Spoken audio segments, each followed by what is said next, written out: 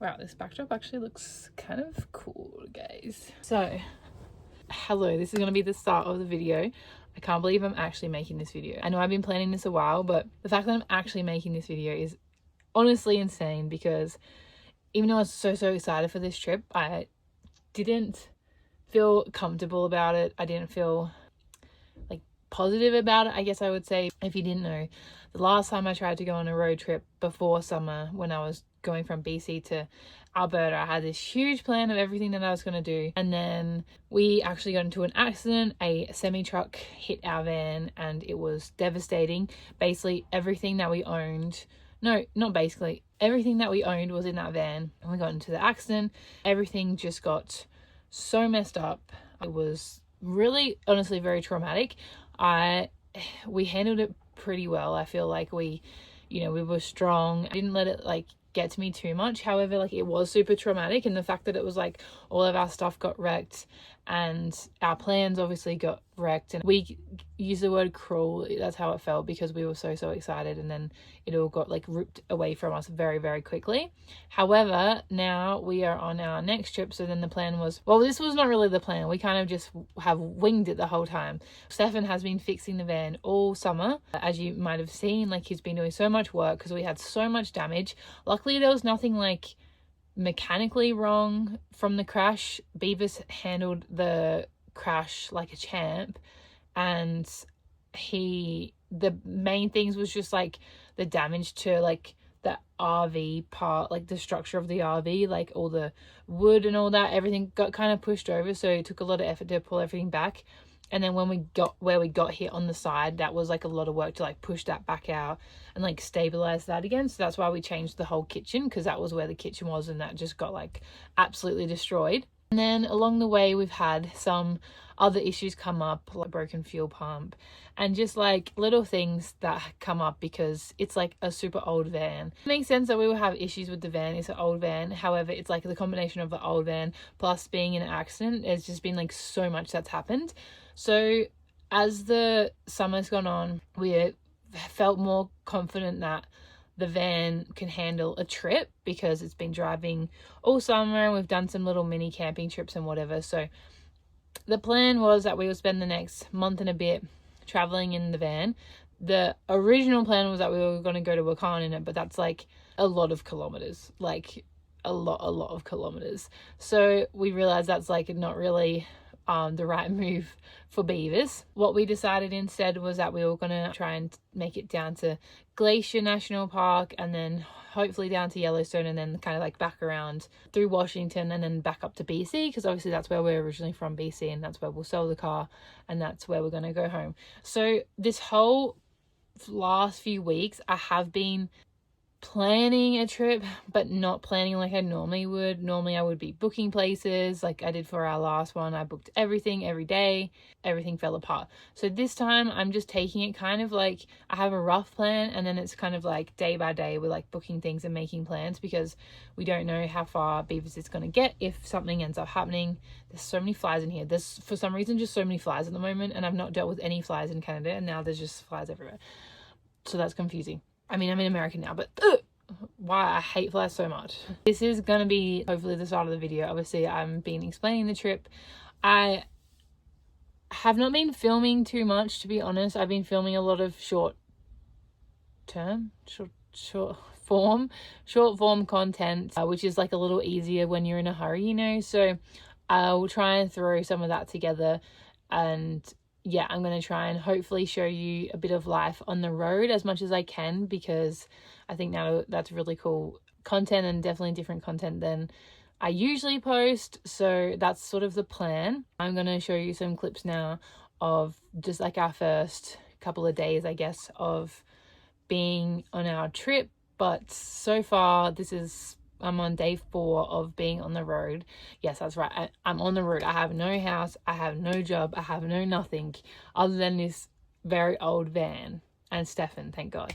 So I'm so glad that we've even made it this far. Even after the first day, I was I'm happy. Anything that happens after this, I don't care. Anything else extra. Life on the road has been really good. not as bad as it may seem. There's not much that I go without, but I'll explain more of that once I've been on the road a little bit longer. I've only been doing it a few days. I'm like, yeah, it's fine. I'm sure there'll be things that come up that I'm like, ugh. Thank you so much for watching. This is a little more my like personal content and not as much educational, so I appreciate you if you're interested in this series. And yeah, if you have done life on the road or anything like that, please let me know in the comments, because yeah, I love seeing other people that have done this, because it's like super cool, and I love seeing van life videos and content. So yeah, let me know in the comments if that's something that you've done, because I would love to follow you and see what you're up to. Any advice that you have for me would be amazing. But yeah, I will leave it there. Enjoy the rest of the clips, and I will see you sometime soon. Thank you. I appreciate you. Good morning, guys. As of today, I am officially homeless and unemployed. What? I have no ties to anything. Oh my god, what am I doing?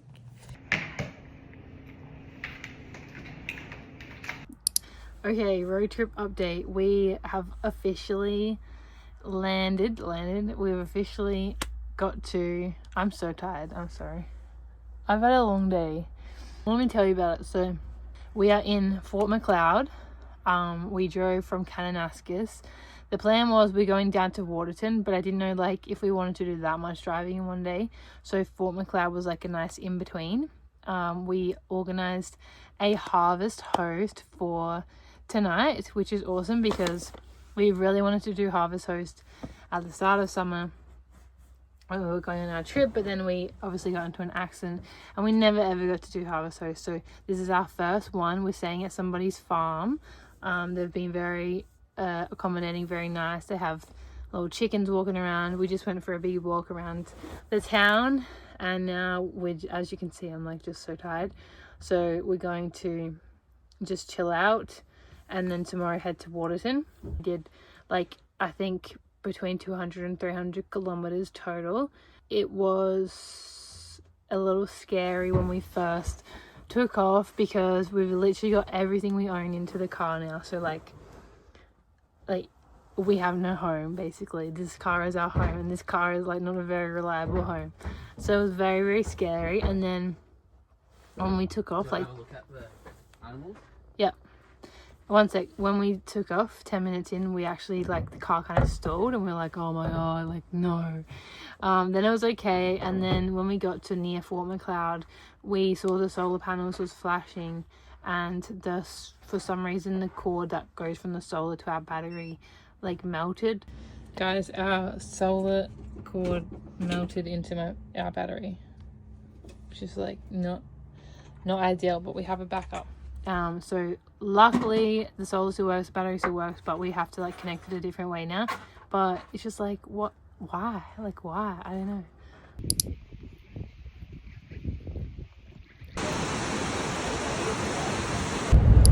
Okay guys, we're about to cross the US border. First time doing it in Beavis. So we'll see what happens.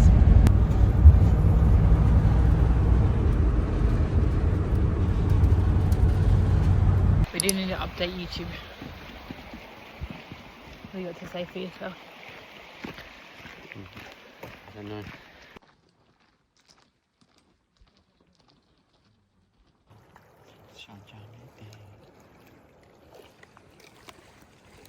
How's it go? So we just finished our hike. I don't even know what hike we're on right now. I don't even think this is a lake that we were meaning to go to. But we're at a lake, and we just got to see a moose up close, up way too close. Way too close. And then now we're gonna eat some snacks. We're hungry. How was your moose encounter? Pretty good. Awesome. People in front of me were fine. They just like started running. Yeah, we put some people up for bait so that they would see the moose first before us. Okay.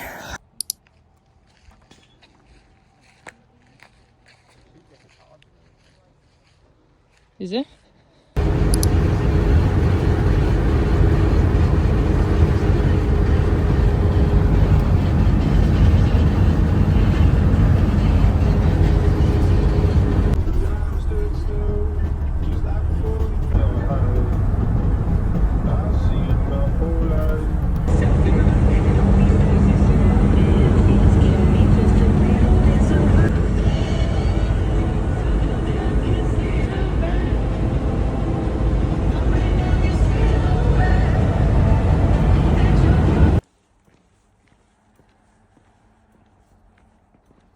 Okay guys, we officially made it over to West Glacier.